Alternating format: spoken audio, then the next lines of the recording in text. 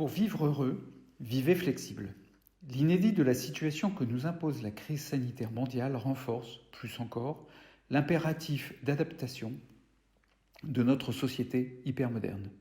Depuis des années maintenant, s'adapter est à la fois un mot d'ordre, une injonction, une contrainte, une nécessité, un allant de soi, une ressource.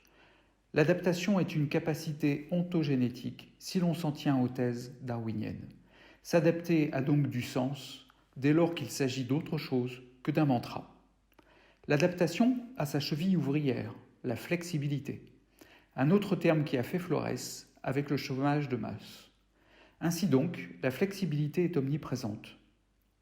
Flexibilité du travail, du marché, des activités, des horaires, des revenus, de l'éducation, de l'organisation des individus. Pas un espace n'échappe à cette vérité révélée qu'est la flexibilité. Elle a de surcroît tous les atouts de la modernité. Elle est une solution façon couteau suisse. Elle est branchée car quoi de plus ringard que de ne pas être flexible, en étant érigée au rang de qualité. Le monde du travail a besoin de soft skills. La flexibilité est en pole position. N'est-elle pas désirable, a priori, la flexibilité? À se pencher sur les différentes définitions du mot, qu'il s'agisse de psychologie, d'économie ou de physique, elle se présente comme une souplesse à toute épreuve. C'est le grand écart de la vie, la sortie perpétuelle de la zone de confort. La flexibilité est la plasticité de nos corps et de nos psychismes. Elle est aussi l'adaptation en toutes circonstances. Elle est ce qui permet de se sortir de tout, partout et tout le temps. La flexibilité est d'ailleurs devenue un slogan du développement personnel avec sa formule fétiche, sortir de sa zone de confort. Quitter son confort, sa zone 2, c'est faire preuve de flexibilité.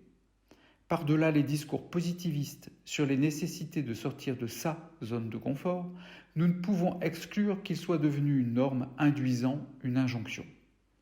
Peu à peu, sortir de sa zone de confort semble ne plus relever que de la seule motivation individuelle, mais d'un impératif sociétal.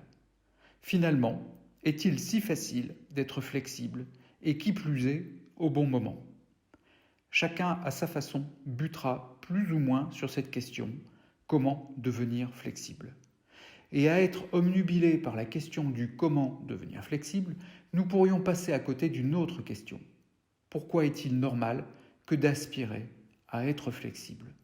Pour quelle raison la flexibilité, qui est une capacité ordinaire et banale, est-elle devenue une norme? Je suis flexible, donc je suis, dira le cogito de l'hypermodernité.